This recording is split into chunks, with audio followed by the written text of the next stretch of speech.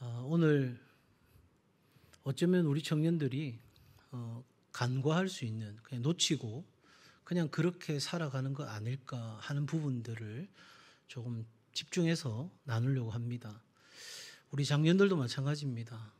내 안에 자리 잡고 있는 쓴뿌리, 오늘 성경에서 말하고 있는 이 쓴뿌리가 우리에게 어떤 결과를 가져오고 이 쓴뿌리를 어떻게 제거해야 되는지 함께 좀 생각해 보고자 합니다. 성경은 우리를 하나님의 성전이라고 하죠. 그래서 성전은 그 거룩한 질서대로, 그래서 사도 바울이 서신서에서 보면 질서대로 행하라, 영적 질서를 굉장히 강조합니다. 따라서 우리가 하나님의 성전이니까 우리 내면에도 영적 질서가 바로 세워져야 하는 것이죠. 그런데 안타깝게도 우리는 과거에 상처가 있어요. 어릴 때부터, 태어나서부터. 언젠가도 말씀드렸지만 18번의 부정적인 말을 들을 때 한 번의 긍정의 말을 들어요. 집에서, 학교에서. 그러니까 우리는 어릴 때부터 긍정적인, 그러니까 하나님이 나를 이 땅에 지으시고 나로 하여금 살아가게 하시는 그 하나님의 뜻 가운데 있는 삶이 아니라 알게 모르게 깊은 상처를 받고 어릴 때부터 우리는 살아온 거죠. 그래서 이게 어떤 이는 해결되지 못한 감정으로 분노를 느끼게 되고 또 미움을 느끼게 되고 뒤에 나중에 나오겠지만 여러 부정적인 감정들의 결과로 드러나게 되는 거예요. 그러니까 이런 감정의 결과가 드러나는 데 있어서 중요한 것은 내 안에 그 뿌리가 있다는 거죠. 드러나는 건 열매고 그 열매가 드러나기까지는 그냥 있는 것이 아니라 왜 그렇게 되었는지에 대한 깊은 뿌리가 자리 잡고 있는 거예요. 그 이 쓴뿌리가 내 안에 자리 잡고 있으면 결국은 내면의 영적 질서가 무너지고 내 영혼은 혼란스럽게 되는 거예요. 이렇게 되면 어떻게 되냐면 눈앞에 보이는 것들을 계속해서 추구하게 되어 있는 거예요. 내 영혼은 허기지니까, 불안하니까, 내 안에 공허함이 채워지지 않으니까 문제가 뭔지를 모르고 그 문제를 어떻게 해결해야 되는지도 모르니까 그냥 다른 사람들이 살아가는 방식으로 내 공허함을 채우려고 하는 거예요. 그래서 술을 먹고 마약을 하고 일에 중독이 되고 많은 사람들이 그렇게 살아가는데 그 삶은 우리가 알다시피 파괴적인 삶으로 드러나는 거죠. 헨리 나웨인이라고 상처 입은 치유자, 한번 기회가 되면 여러분 읽어보시면 좋겠어요. 참 오래된 책이기도 한데 저한테도 청년 때 책을 읽으면서 많은 도전이 되었던 책입니다. 그는 이렇게 이야기합니다. 다루어지지 않은 상처는 결국 다른 사람을 상처 입히는 도구가 된다. 그러니까 내 안에 상처가 있는데 그 상처를 내가 건강하게, 바르게 이게 다루어지지 않으면 그냥 그 상처를 안고 있으면 그냥 그 상처만 안고 있는 것이 아니라 내가 살아가는 가정에서, 내 일터에서, 내 만나는 사람들에게, 내가 정말 사랑하는 교회 공동체 안에서 다른 사람에게 내 의지와 상관없이 상처 입히는 도구가 될 수 있다는 사실이에요. 한번 생각해 보세요.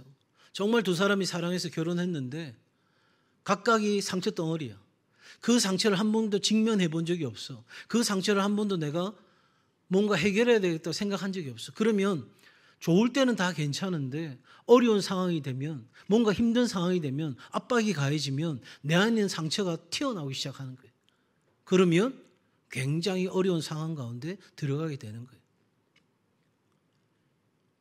많은 사람들이 와서 상담할 때 주로 하는 이야기 중에 하나가 나는 사랑한다고 했습니다. 나는 그게 사랑이라고 생각했습니다. 나는 그래서 희생했고 나는 이렇게 살았습니다. 근데 나중에 보니까 그건 나만 바보 같은 짓을 한 겁니다. 억울하더라고요. 그 상대방은 사랑받고 있다고 느끼지 않은 거예요. 간섭이라 느꼈고 부담으로 느꼈고 그것은 나를 옥죄는 하나의 진물처럼 느껴진 거예요. 여러분 천생연분이 있는데 천생연분 아시죠? 네, 천생연분. 근데 역기능적인 사람이 둘이 만나도 천생연분이야. 어떤 사람 만나면 공주병 환자. 공주병 환자가 뭐예요? 나는 공주고 나머지는 다 무술이야. 네? 하찮은 무술이들. 나는 공주야. 근데 이 사람하고 누가 천생연분이냐면 슈퍼맨 컴플렉스에 있는 남자. 지가 슈퍼맨인 줄 아는 사람은 그 공주병 환자에 있는 자매가 손수건을 탁 들었더니 어머 손수건. 그럼 슈퍼맨 컴플렉스가 바로 뛰어가가지고 여기 있습니다 손수건. 둘이서 막 불꽃이 튀는 거야. 야 우리는 진짜 딱 맞다. 저끼리만 맞는 거지. 결국은 살아가면서 그런 어떤 상처들이 아픔들이 감싸 놓았던 것들이 다 튀어나오는 순간은 정말 절망적인 상황을 맞이합니다. 쓴뿌리는 무엇보다 하나님의 은혜의 흐름을 막거나 왜곡시키는 거예요. 그러니까 우리 어릴 때 그런 거 해봤잖아요. 빛이 이렇게 딱 투영되는데 빛이 굴절되는 것처럼 하나님의 은혜, 하나님의 사랑, 하나님의 긍휼이 우리 가운데 빛을 비치는 순간 우리 안에 꽉 자리 잡고 있는 쓴뿌리에 딱 부딪히면 그게 왜곡되는 거예요. 제가 예전에 청년사역 할 때 그 청년의 고백을 제가 지금도 잊을 수가 없어요. 이렇게 이야기하는 거예요. 나도 나를 사랑하지 못하는데 하나님이 나를 사랑하신다고요? 믿어지지 않아요, 목사님. 또 한 권사님이에요. 너무너무 귀한 권사님이에요. 정말 헌신하고 희생하는 권사님이에요. 그런데 어릴 때 아버지의 부재로 어머니가 재혼을 했는데 너무나 많은 상처를 받고 고통을 받는데 어머니가 외면한 거예요. 근데 그 어머니가 같이 다니는 교회 권사님이고 이제는 본인이 이제 후배 권사가 된 거예요. 정말 얼마나 힘겹고 어려웠는지 자기 안에 해결되지 않는 이 감정으로 몸부림치는 날들을 저하고 상담하고 기도하고 한 날은 예배를 드리다가 쓰러졌어요. 자신의 상처와 아픔에 직면하는 그 순간. 여러분 이렇게 쓴뿌리는 그냥 가만히 있는 것이 아니라 하나님의 그 모든 것들을 좋은 것들을 진리를 사랑을 은혜를 긍휼을 하나님께서 우리에게 베풀어 주시는 모든 신령한 것들을 다 막거나 왜곡시키는 결과를 가져와요.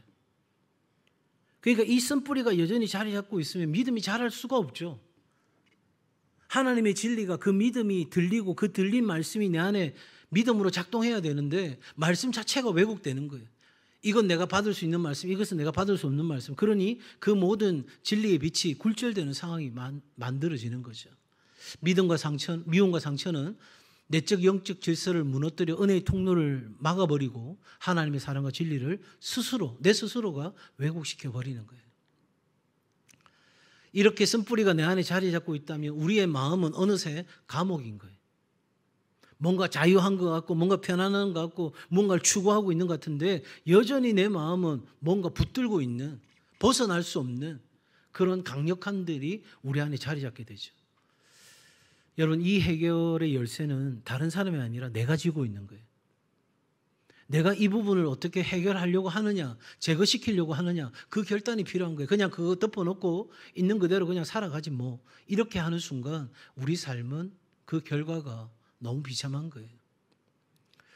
그러므로 오늘 내 삶 가운데 하나님의 은혜가 온전히 흘러가고 있지 않다면 뭔가 내가 불평하고 있고 불만하고 내가 여전히 내 감정에 부정적인 감정에 휘둘리고 있고 감정이 내 주인이 아님에도 불구하고 여전히 내가 감정에 이끌려가는 그런 삶을 살아가고 있다면 우리가 믿음으로 결단하고 믿음으로 판단하고 믿음으로 나아가야 되는데 계속해서 감정이 나를 이끌어가고 있다면 그래서 내가 끊임없이 다른 사람과 비교하고 있다면 그래서 내가 누구인지를 상실한 채 오늘 내가 무엇을 어떻게 살아가야 될지 모른 채 살아가고 있다면 우리 안에 쓴뿌리를 점검할 필요가 있습니다.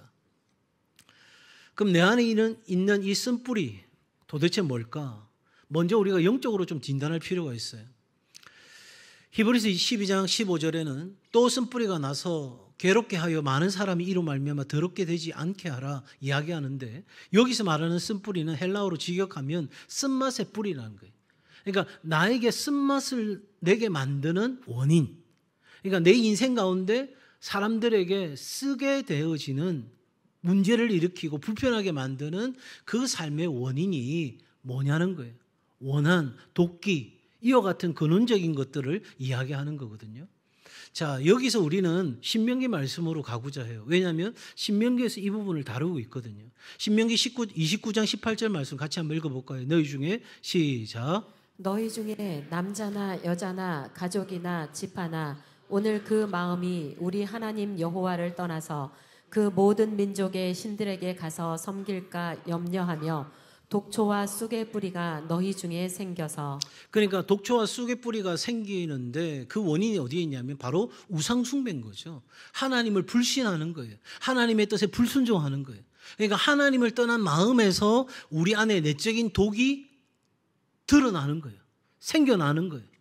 그러니까 하나님 없이도 잘 먹고 잘 살 수 있다고 하는 그 생각이 우리 안에 마치 쓴뿌리가 되어서 자리 잡고 있는 거예요. 쓴맛의 근원이 되어서 우리 안에 자리 잡고 있는 거죠. 이걸 정리하면 쓴뿌리는 단순한 감정의 문제가 아니라 내면 깊이 자리 잡은 상처, 원망, 불순종의 그 뿌리, 다시 말하면 하나님과 관계의 단절, 교제의 단절이 우리 삶의 가장 근원적인 쓴뿌리의 원인이다 하는 거예요. 그러므로 우리는 이것이 우리 안에 생겨나지 않도록 해야 되는데 그것은 우리에게 앞서도 말씀드린 것처럼 치명적인 고통을 가져오는 거예요. 나에게뿐만 아니라 너에게도 우리에게도 다 고통을 가져오는 거예요. 그러면 도대체 이 우상숭배와 맞물려서 이 쓴뿌리가 생겨나는 원인이 뭐냐? 19절에 하나님이 말씀하고 계세요. 자, 19절 같이 읽습니다. 시작. 이 저주의 말을 듣고도 심중에 스스로 복을 빌어 이르기를 내가 내 마음에 완악하여 젖은 것과 마른 것이 멸망할지라도 내게는 평안이 있으리라 할까 함이라. 이 사람도 안 되고 저 사람도 안 돼도 나는 다 괜찮아. 나는 다 잘 나가. 내가 제일 잘났어. 존 파이프 목사님은 이 부분에 대해 이렇게 이야기합니다. 쓴 열매를 맺게 하는 뿌리는, 그러니까 쓴 열매, 쓴맛을 내게 하는 그 뿌리는 영원한 평안에 대해 그릇된 관점을 가진 사람인 거예요. 그러니까 내가 평안하다, 나는 영원히 평안하다, 나는 그 평안을 받고 누리는 사람이라고 생각하는데 여러분 그 관점이 그릇되어 있는 거예요. 사실은 안전하지 않아요. 평안하지 않고 구원을 받지 않았어요. 그럼에도 불구하고 나는 구원받았다고, 나는 평안하다고, 안전하다고 스스로 착각하는 거죠. 그래서 존 파이퍼는 건너짚는 사람들이라고 표현해요. 몇몇 내가 영적 체험을 했어요. 수련회 가서 내가 뭘 하면서 내 안에 눈물도 흘렀어요. 내 안에 뭔가 뜨거움이 있었어요. 그래서 나는 또 그리스도인들과 함께 교회 생활하고 친교도 하고 그렇게 하고 있으니 나는 안전하다고 생각하는 그런 신앙의 고백자들이 바로 쓴뿌리가 될 수 있다는 거예요. 왜냐? 보세요. 믿음의 싸움과 거룩함을 추구하는 깨어 경계하는 삶이 우리가 구원받은 삶에 있어서 반드시 따라와야 되는 거예요. 그런데 그러한 삶을 살지 않고도 내 맘대로 살아도 내가 원하는 대로 살아도 내 쾌락과 만족을 위해 살아도 내 안전과 생존을 위해서 내가 마음대로 살아도 얼마든지 하나님의 사랑과 은혜와 평안 속에 있다라고 생각하는 그런 생각을 갖도록 하는 사람이 공동체 안에 있을 때 그 사람은 바로 쓴뿌리가 되는 거예요. 내가 진리를 진리대로 이해하지 못하고 내 생각대로 만들어 놓은 진리, 내 스스로가 판단하고 규정하고 있는 그런 것들이 우리가 신앙생활하면서 얼마든지 쓴뿌리가 될 수 있고 그 쓴뿌리가 내 안에 자리 잡아서 삶의 겉으로 드러나는 많은 것들을 왜곡시켜 갈 수 있다는 사실이에요. 먼저 이것을 우리가 기억해야 되겠죠. 그렇다면 오늘 히브리서 기자가 말하고 있는 것처럼 이 공동체를 생각하면서 이 말씀을 준 거거든요. 그냥 단순히 내적인 치유 차원에서 준 것이 아니라 내가 치유되는 것과 동시에 그것은 나뿐만 아니라 너도 그리고 우리도 치유되어지는 과정이기 때문에 먼저 우리 공동체 안에서 이 신앙의 기준과 깊이를 낮추어가는 일이 없도록 우리는 정신을 차려야 되겠죠. 적어도 우리 청년들이 감정으로 이끌어가지 않도록 진짜 믿음으로 판단하고 믿음으로 선택하고 믿음으로 걸어갈 수 있는 일들이 우리 가운데 있어야 되겠죠. 만약에 그렇지 않다면 우리는 안전하다, 잘한다, 평안하다, 아무 일 없다 그런 말 속에서 우리 스스로가 심각한 병에 들어갈 수 있다 하는 겁니다. 자, 그러면 우리가 영적으로 전체 공동체 안에서 교회 안에서 쓴뿌리가 무엇인지 어떻게 작동하는지를 우리가 봤어요. 그러면 구체적으로 내 개인적으로 이 쓴뿌리가 어떻게 생겨나는지 본다면 첫 번째, 여러분 내적 치유 사역가인 존 샌포드가 엘리야 하우스를 설립한 존 샌포드가 이렇게 이야기합니다. 쓴뿌리는 과거 상처 속에 잘못된 믿음이 형성되고, 그러니까 내가 과거에 어떤 상처를 받았는지를 기억해내야 돼요. 떠올려야 돼요. 피하거나 도망치는 것이 아니라 내가 그것에 직면할 수 있어야 돼요. 그 속에서 내 안에 잘못된 믿음이 형성된 것이 뭐냐? 내 안에 자리 잡고 있는 잘못된 신념이 뭐냐? 그것이 무의식적으로 내면의 구조를 지배하는 현상이 바로 쓴뿌리가 이끌어가는 삶인 거예요. 뭐 의식과 무의식의 차원은 여러분들이 상식적으로 다 아실 거예요.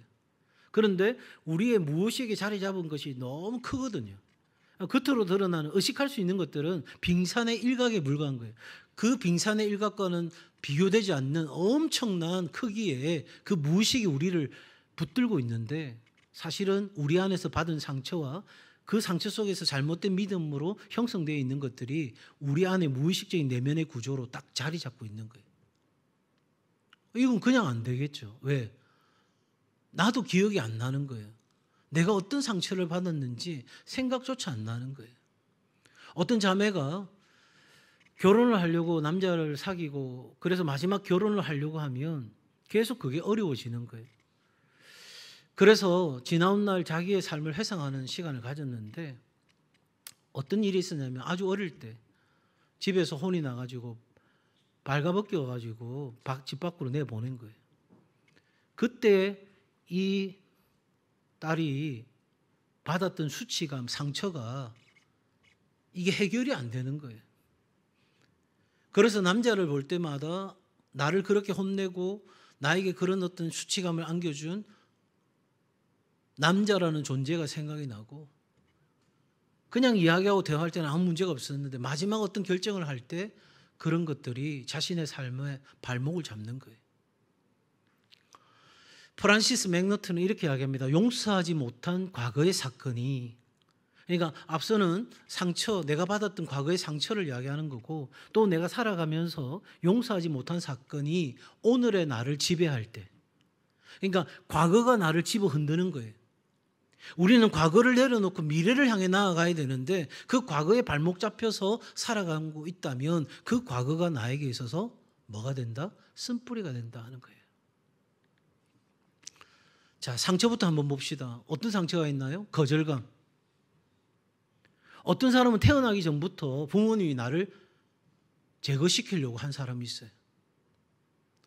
원하지 않는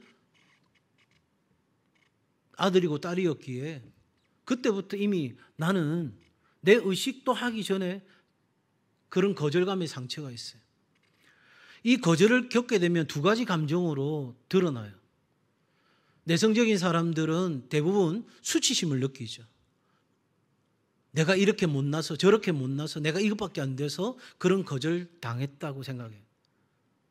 좀 더 외향적인 사람은 분노하는 거예요. 내가 뭐가 모자라서, 내가 뭐가 부족해서. 그러니까 이 리젝트 당했다는 경험은 우리에게 이 분노심과 수치심을 가져다 주는 거예요. 누군가에게 배신당한 것, 무시당한 것, 학대받은 것, 실패한 것, 이 모든 것들이 내 안에 상처 덩어리가 되어서 자리 잡게 될 때, 여러분 이것을 내가 직면하고 이것을 풀어가고 정리하고 하지 아니하고 덮어두고 갈 때 이것이 나에게 발목을 잡는 순간 우리 삶의 쓴뿌리가 되는 거죠. 그래서 이 감정, 내가 억압해 놓은, 꽉 눌려놓은 이 감정 해결하지 않고 그냥 없는 거야, 그렇게 생각하면 안 돼, 계속해서 그렇게 억압하는 거죠. 왜? 어릴 때부터 우리의 부모나 우리의 권위자들이 계속해서 울지 마, 그러면 안 돼, 하지 마, 그러면서 계속해서 우리에게 억압했던 그 삶이 우리로 하여금 내가 지금 화나고 있다는 것, 내가 부끄러워하고 있다는 것, 내가 아파하고 있다는 것 드러내지 못하도록. 뭐가 무서워서 그래? 남들 다 하는 거야. 남들 다 해도 나한테는 어려운 일일 수 있는데, 사람들은 자기 기준으로 우리를 어릴 때부터 억압했던 그 감정이 여전히 해결되지 않고 자리 잡고 있을 수 있는 거죠. 그러다 보니 지금 우리가 하고 있는 이 자아 정체감 학교, 왜곡된 인식과 해석이 우리 안에 생겨나는 거예요. 나는 가치 없어, 나는 할 수 없어, 나는 못해, 나는 안 돼. 또 과도하게 남 앞에 그냥 의식적으로 보여주고 싶어. 나 뭐든지 할 수 있어, 나 잘할 수 있어, 나는 뛰어나. 그런데 실제적으로 막 부딪히면 아무것도 할 게 없어. 심지어 하나님이 날 버리셨다. 아까 말했던 그 청년처럼 나도 내가 나를 사랑하지 못하는데 하나님이 나를 어떻게 사랑해요? 잘못된 믿음이죠. 내가 용서하지 못하는데 하나님이 어떻게 나를 용서하세요? 진리가 아닌 거예요. 미해결된, 내가 해결하지 못한 용서의 부재도 우리 안에 쓴뿌리로 자리 잡을 수 있습니다. 무엇보다 여러분, 영적인 영향이 너무나 큰데 사탄은 그 상처, 그 쓴뿌리를 발판으로 삼아서 거짓을 우리 가운데 계속해서 주입하는 거예요. 언제까지? 우리의 것을 빼앗고 죽이고 멸망시킬 때까지. 그러니까 우리 안에서 내가 갖고 있는 자아 정체감을 막 흔들기 시작합니다.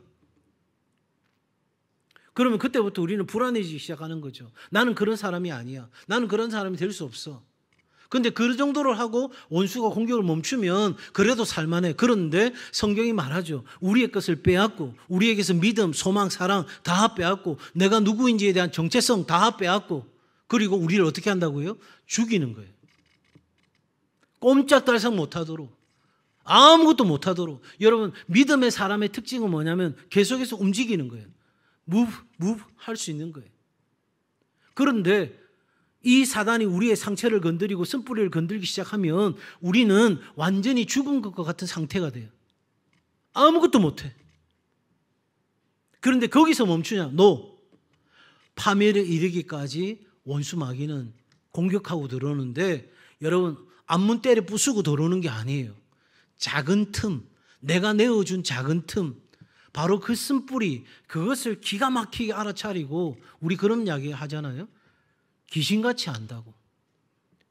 여러분, 원수 마귀는 모든 것을 아는 존재가 아니에요. 모든 것을 아는 전지하신 분은 딱 한 분 계시죠. 누구시죠? 하나님이 전지하세요. 모든 걸 아세요. 그런데 사탄은 기가 막히게 하나 아는 게 있는데 우리의 약점, 우리의 틈 너무나 잘 아는 거예요. 제가 지금 목회하면서 많은 성도들의 삶과 가정을 보는데 자녀 때문에 벌벌 떠는 가정은 반드시 자녀를 공격하고 들어오고요. 돈 때문에 힘들어하는 그 가정은 그 돈에 대한 공격이 지속적으로 옵니다. 생각해 보세요. 내가 약한 부분을 지속적으로 공격하지 강한 부분을 공격하는 데가 어디 있겠어요. 여러분, 사탄이 그렇게 띨박하지 않아요. 멍청하지 않아요. 다 모르는데 한 가지, 내가 무엇에 가장 약한지는 기가 막히게 아는 거예요. 그래서 내 안에 있는 허영을 부추기는 거예요. 내 안에 있는 쾌락을 부추기는 거예요. 쓴뿌리는 단순히 감정의 산물이 아니라 영적 질서가 무너질 때 생겨나는 구조라는 걸 앞서 신명기의 말씀을 통해서도 우리가 여러 가지 정서적인 또 우리의 상황 속에서의 쓴뿌리의 원인들을 여러분과 나누었어요.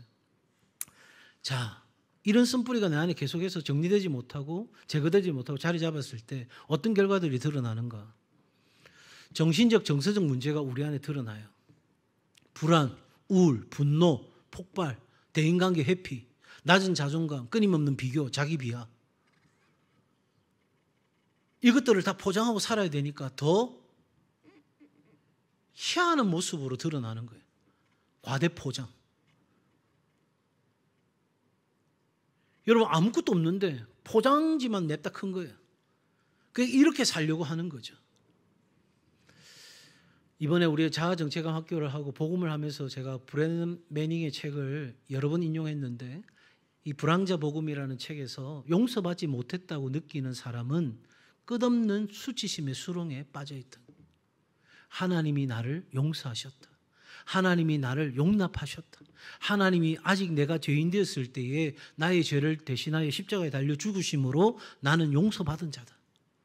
이 분명한 선언과 자기의 확신이 자리 잡고 있지 않으면 결국은 그 수치심의 수렁에 빠지게 되고 누군가와 함께 동행하고 함께 살아가는 동안 그 수치심과 부끄러움으로 다른 사람에게 영향력을 드러내게 되어 있어요.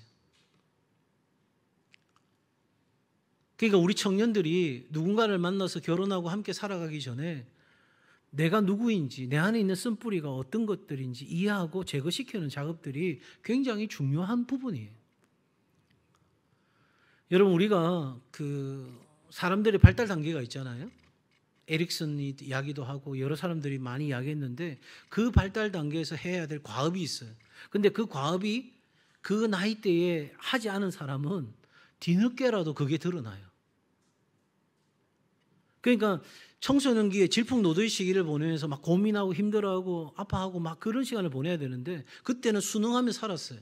그때는 내 감정을 억압받고 살았어요. 그러면 그 사람이 그 시간을 탁 지나가는 게 아니라 나이 들어가지고 50이 돼가지고 결혼해가지고 자녀를 낳았는데 질풍노도의 시기를 보내. 어떻게 되겠어요? 대략난감이지. 누가 고통받아요? 가족들이 다 고통받아요. 그러니까 어릴 때는 그래도 어리니까 봐주고 생각하고 기다려주고 빠르게 뭔가 접근해서 그것들을 성장할 수 있도록 그 단계, 자아정체감을 만들어갈 수 있는 단계로 계속해서 이끌어갈 수 있는데 나이 들어서 그런 상황이 드러날 때 성인아이라고 하거든요. 그 성인아이 모습으로 있을 때 그 시간이 빠르게 정리가 되지 않아요. 정말 엄청난 하나님의 역사가 없이는 그 부분들이 내 스스로 정리할 수 있는 단계가 찾아오기가 어렵죠. 무엇보다 심각한 문제는 영적인 문제에 있어요. 하나님의 은혜를 누리지 못하는 거예요. 제가 서두에 이야기했잖아요. 그 모든 진리가 은혜가 왜곡되니까 여러분 진리를 들어야 믿음이 생기고 믿음이 생겨야 내 삶의 행동이 바뀌고 결과가 달라지는데 내 믿음과 신념이 안 바뀌는데 어떻게 삶이 달라질 수 있겠어요? 제가 목사이기 때문에 여러분 보고 힘들고 어려울 때 여러분의 곁에 있는 사람들이 잘못된 생각을 할 때 왜곡된 생각을 할 때 하나님 앞에 예배할 수 있도록 말씀을 들을 수 있는 자리에 초대하시고 함께 하십시오 하는 이유가 뭐냐면 오늘도 제가 오전에 말씀드린 것처럼 믿음은 내 삶을 전환하는 거거든요. 바꾸는 거예요. 그러니까 색다른 안경을 끼는 거예요. 지금까지는 내 파란색 안경 끼고 있었는데 그러면 세상은 다 어떻게 보이죠? 파랗게 보이는 거예요. 내 안전과 내 목숨의 보존과 내 즐거움과 내 의 이것들이 중요한 거예요. 내 커리어가 중요했고 내가 세상 앞에 어떻게 보이는가가 중요했어요. 그래서 그 안경을 끼고 있을 때는 모든 것이 나 중심으로 돌아가는 거예요. 시간도 물질도 기회도 노력도 다 나 중심으로 나를 위해 내가 원하는 것을 위해 내 만족을 위해. 그런데 믿음의 안경을 딱 장착하는 순간 이제 빨간 안경을 썼어요. 그러면 어떻게 되죠? 모든 것이 다 어떻게 보여요? 빨갛게 보이는 거예요. 그건 완전히 삶이 바뀌는 거예요. 패러다임 자체가 시프트가 일어나는 거예요. 내 삶의 구조가 달라지는 거예요. 그러니 여러분, 우리가 하나님의 말씀을 들어야 믿음이 생기고 믿음과 신념이 자리 잡게 될 때 우리의 행동이 바뀌게 되고 우리의 행동이 선한 결과를 만들어내게 될 줄로 믿습니다. 그런데 더 심각한 것은 내 쓴뿌리가 공동체를 병들게 한다는 거예요. 상처 입은 한 사람의 상처, 원망, 불평이 흘러가게 될 때 공동체 안에서 불신과 분열이 싹 틉니다. 야, 우리 교회, 우리 청년부는 썩었어. 내가 그래 좀 다른 데 좀 가고 싶어. 제발 가지 마세요. 다른 데 좋은 데를 다 배려 놓을 수 있어요. 내가 썩었는데 어디 간들 무슨 해결을 보겠어요? 우리 찬양 그러잖아요. 아무도 예배하지 않는 곳에, 아무도 헌신하지 않는 그곳에서 내가 예배하고 헌신하겠다 우리 노래하잖아요. 근데 실제적 삶은 우리가 그렇게 살지 않는다면, 그래서 내 안에 계속해서 그런 불평과 불만과 원망을, 상처를 쏟아내기 시작한다면 여러분 공동체는 심각한 위기를 경험하게 되겠죠. 그래서 저는 무슨 생각을 하고 있냐면 이런 생각을 하고 있어요. 제가 아주 오래전부터 제 마음에 새겨놓은 것이 있는데 그리스도인의 미성숙은 재앙이다. 왜냐하면 하나님은 이 교회를 하나님의 구원의 방주로 주의 피값으로 사셔서 교회를 세우셨거든요. 그런데 이 교회를 이루고 있는 우리 한 사람 한 사람이 미성숙하게 될 때 여전히 쓴뿌리가 우리를 장악하고 그 쓴뿌리로 우리로 하여금 평안하다 그러면서 우리가 오늘의 삶을 즐기고 누리는 대로 가고 있다면 그런 그리스도인의 미성숙은 교회 전체를 뒤흔들고 교회 전체를 무너뜨리는 결과를 갖고 오게 되고, 그러면 결국은 하나님께서 이 세상에 구원의 방주로 주의 피값으로 세우신 하나님의 교회가 휘청거리는 끔찍한 일이 일어나게 되죠. 여러분 한번 같이 할까요? 그리스도인의 미성숙은 재앙입니다. 제약입니다. 우리 청년들 또한 이걸 잘 기억하면 좋겠어요. 결국은 기도와 예배에 집중하지 못하는 거예요. 그러니까 어떻게 되죠? 하나님께 나와서 예배하고 하나님께 기도하고 간구하고 하나님 안에서 이 문제를 풀어가야 하는데, 비틀거려도 멈추지 않고 그렇게 해야 되는데 그 과거의 상처가 나를 발목 잡는 순간 우리는 기도도 예배도 하나님께 나아가는 것도 다 우선순위에서 밀리는 거예요. 뭐가 제일 중요해요? 내 감정. 근데 그 감정이 옳은 거예요? 아니요. 왜곡된 감정, 왜곡된 인지. 여러분, 제가 상담할 때 가장 중요하게 생각하는 것이 세 가지입니다. 인지, 정서, 행동. 이 사람이 말하고 있는 것 가운데서 인지적인 문제가 있느냐, 인식하는 것. 그 다음에 정서적인 문제. 두려워할 이유가 없는데 두려워하고 있다거나 슬프지 않는데 슬프다거나 문제가 있는 거잖아요. 그 다음에 행동. 지나친 이상 행동. 그래서 제가 누군가를 상담할 때 그래도 제가 심리 상담, 진로 상담, 성폭력 상담 가르치기도 하고 해왔던 저의 경험으로 이야기 드린다면 이 세 가지만 진단해봐도 기본적인 심리 상담의 문제들은 어느 정도 파악을 할 수 있어요. 그런데 이 문제를 어디서 해결해야 되냐면 하나님 안에서 해결돼야 되는 거죠. 왜? 내 안에 왜곡된 인지가 하나님 말씀 들을 때에 하나님이 뭐라고 말씀하시는지 그 말씀을 주시는 이가 하나님이시니 나는 믿습니다라고 고백할 때 우리의 왜곡된 인지가 정리될 수 있어요. 물론 제가 좀 단순화시켜서 이야기하는 거예요. 그 과정에는 굉장히 복잡하고 또 드라마틱한 일들이 일어나야 되겠죠. 결론적으로 말씀드리자면 그런 거예요. 우리의 정서, 우리가 하나님 앞에 예배하면서 내 안에 있는 그런 마음들을 다 토해내게 될 때 하나님이 나를 어루만지시는 거죠. 왜? 상한 심령을 고치시는 분이잖아요. 내 감정을 아시고 내 감정을 어루만지시는 분이잖아요. 행동, 내가 그 믿음으로 나아갈 때 내가 올바른 행동을 할 수 있게 되는 거죠. 그런데 이 과거의 상처가 쓴뿌리가 내 안에 자리 잡고 있는 순간 우리는 하나님께 나아갈 수도 없고, 그러니 우리의 아픔과 우리의 왜곡된 정서와 감정들은 더 틀어져 가지고 계속해서 내 안에 문제를 만들고 내 안에 문제로 끝나지 않고 다른 사람과의 관계에서 문제를 만들어내고 심각하게 내 공동체와 일터에서도 문제를 만들어내고 결국은 내가 그 담 안에 스스로 갇히게 되는 그런 비참한 상황을 만들어내죠. 이 쓴뿌리의 특징은 세 가지로 말씀드릴 수 있어요. 반복성, 전념성, 그리고 위장성이에요. 자, 반복성은 뭐냐? 같은 문제로 계속 넘어지는 거예요. 같은 문제로. 아브라함이 같은 문제로 넘어져요. 하나님보다 내가 먼저 행동하는 이 문제. 그 문제의 깊은 뿌리 안에는 뭐가 있냐면 하나님에 대한 불신. 믿음이 있다고 하지만 하나님을 온전히 믿지 못하는 그 의심. 이런 것들이 자리 잡고 있는데 반복적으로 드러나는 거예요. 그리고 그것은 전념성이 강합니다. 나만 그런 게 아니에요. 제가 지난주도 말씀드렸죠. 감정으로 다른 사람을 통제하려고 하는 일들이 일어나는 거예요. 부부와 같이 살아가면서도 계속해서 내가 어떤 그런 감정을 비추면서 사람을 조정하려고 하는, 내가 슬퍼하고 힘들어하면 그때 누군가가 나한테 이렇게 해주니까 내가 계속해서 그 감정을 보여주는 거예요. 왜? 그렇게 내가 받고 싶어서. 그런데 그게 나중에 어떻게 되냐면 나중에 아까 말씀드린 것처럼 왜곡될 수밖에 없는 거예요. 둘 다 삐뚤어졌으니까. 그래서 여러분, 위장성, 이게 바로 신명기 말씀하고 연결되는 부분이죠. 겉으로는 신앙생활을 하지만 내면에는 독이 제거되지 않고 남아있다는 거예요. 쓴뿌리는 같이 한번 읽어볼까요? 시작.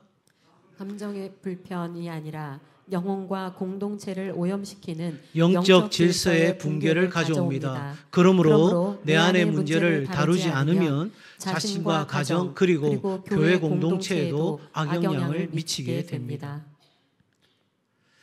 그러면 이제 우리는 쓴뿌리를 반드시 제거해야 되겠죠. 혹시 치유에 관한 글을 읽고 싶은 분들은 닐 앤더슨의 책들을, 시리즈로 나온 책들을 읽어보시면 도움이 될 텐데, 이자유입니다라는 책에서 이렇게 이야기합니다. 사탄은 과거의 상처를 통해 오늘의 믿음을 무너뜨린다. 왜 믿음을 무너뜨리는지 이해되시죠? 믿음과 신념에서 뭐가 나온다고요? 행동이요. 행동이 결과를 낳거든요. 그러니까 사단이 모든 걸 알지는 않는데 어디를 건드리면 무너지는지 기가 막히게 아는 거예요. 그래서 그 과거의 상처, 쓴뿌리를 가지고 오늘 내가 가지고 살아가야 될 믿음을 무너뜨리는 거예요. 그런데 여러분, 복음은 뭐냐면 그렇게 무너뜨리려고 할 때 내가 그 상처를, 그 쓴뿌리를 진리 안에서 드러내게 될 때, 하나님, 내가 이런 상처가 있어요. 내 이런 아픔이 있어요. 내 안에 이렇게 해결되지 않은 이 문제가 내 안에 있어요. 그것을 하나님 앞에 온전히 내놓고 주님 앞에 치유받기를 원하고 기대하고 나아갈 때, 여러분, 하나님의 말씀, 진리 안에서 그 상처를 드러낼 때, 진짜 내가 그렇게 불편해하는데 정말 진리가 불편해하는 것인가? 내가 슬퍼하는데 진짜 진리도 그것을 슬퍼하는가? 그렇게 진리 앞에서 나를 계속해서 비추어가는 작업, 진리를 거울 삼아서 그 진리 앞에서 내 안에 일어나고 있는, 저 밑에서 자리 잡고 있는, 처박아 놓았던 내 그런 어떤 부정적인 감정들과 쓴뿌리들이 쭉 대가리를 들고 올라올 때 그걸 그대로 들고 진리 앞으로 탁 내어놓는 거예요. 하나님, 정말 이것이 정직한 겁니까? 이것이 내가 가져도 되는 생각입니까? 이것이 내가 가져도 되는 감정입니까? 하나님 어떻게 생각하시죠?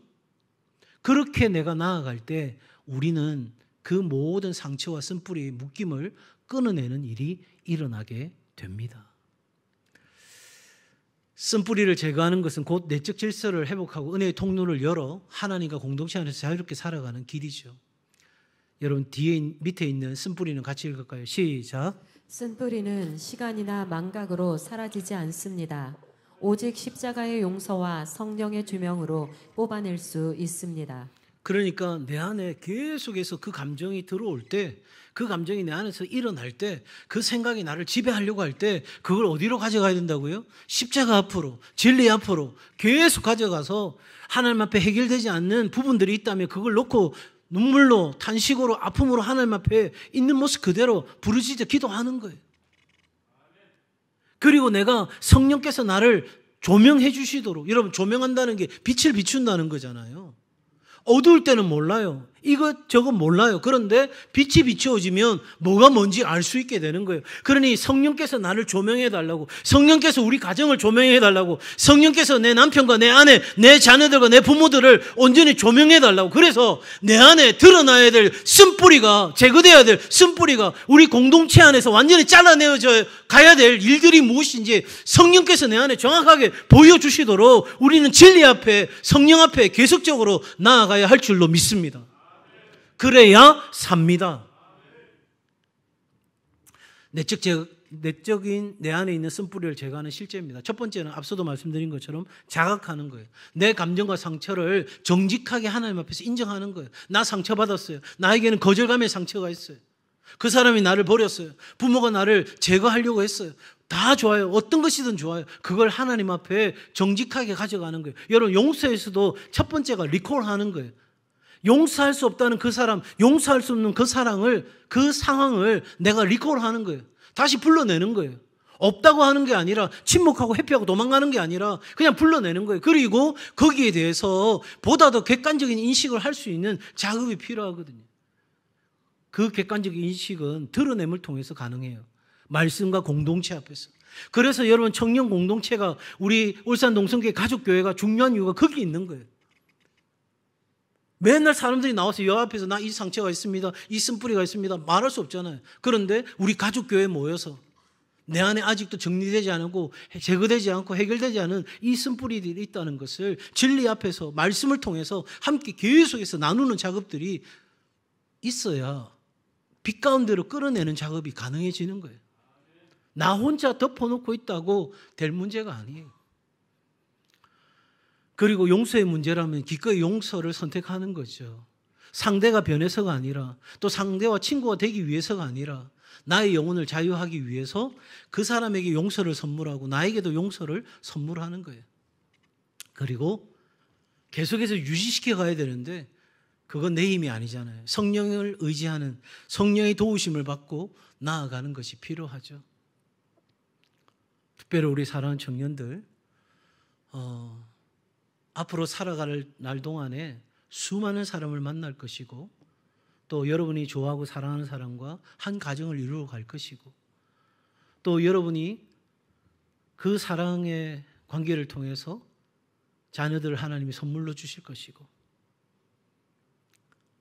요즘 우리 젊은이들은 그 결혼식에 목숨을 거는데 결혼식이 중요한 게 아니고 그 예식 이후의 삶이 중요한 거잖아요. 하나님 앞에서 여러분들이 내 안에 있는 그 상처와 쓴뿌리들을 이 청년 공동체 안에서 죽이 되든 밥이 되든 진리의 빛으로 비추어가고 고백하고 나누고 서로를 부둥켜 안고 눈물로 서로를 위해 기도하고 그래서 이 공동체가 내가 살아가는 또 하나의 중요한 이유가 될 수 있는 그런 우리 청년 공동체가 되기를 주의 이름으로 축복합니다. 우리 울산 동성교회가 바로 그런 교회 되기를 원합니다. 결론입니다. 쓴뿌리를 제거하는 것은 심리적 안정이 아니라 하나님 나라의 질서를 내 안에 다시 세우는 것이다. 내 안에 쓴뿌리가 뽑힐 때 은혜가 흘러가고 나와 너 그리고 공동체가 치유되는 역사가 일어납니다.